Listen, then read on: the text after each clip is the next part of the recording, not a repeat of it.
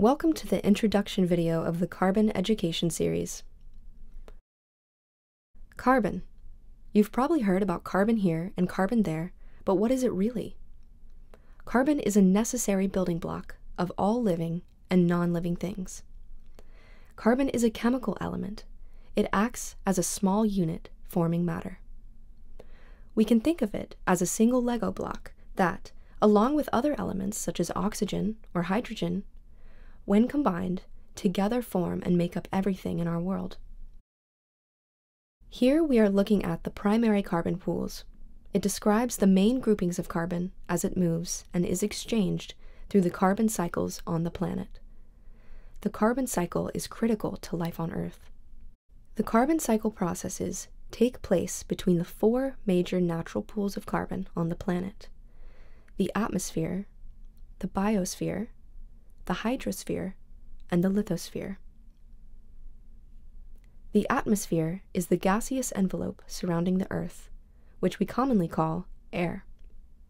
The biosphere is the entirety of living organisms, such as plants, animals, and people. Yes, people are part of the biosphere too. The hydrosphere is all of the water present on planet Earth. We see it commonly as oceans, rivers, and groundwater. The hydrosphere is also water in solid forms, such as glaciers, ice caps, and snow, and in gaseous forms like mist, clouds, and water vapor. The last pool of carbon is the lithosphere, which is the soil, rock, mountains, and deeper layers of Earth. The lithosphere includes the Earth's crust and part of the upper mantle. It continues 100 kilometers towards the center of the Earth. These spheres contain varying amounts of carbon. The lithosphere carries the most carbon, holding more than 80 million gigatons.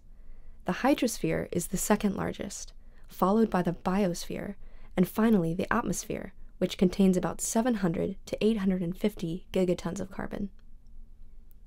The cycle between these pools of carbon can be easily explained in this way. Carbon transfers from the atmosphere to the hydrosphere through dissolution, and the biosphere recycles carbon through photosynthesis. Then, through sedimentation in the hydrosphere and decomposition in the biosphere, carbon enters the lithosphere.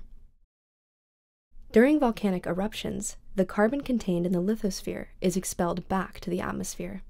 Even the process of breathing, by humans and animals alike, allows the movement of carbon from the biosphere to the atmosphere. It is all about balance.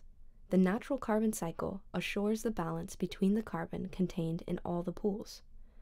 However, human activities such as deforestation, the use of fossil fuels, and intensive agricultural practices have imbalanced this cycle, leading to an alarming amount of carbon in the atmosphere.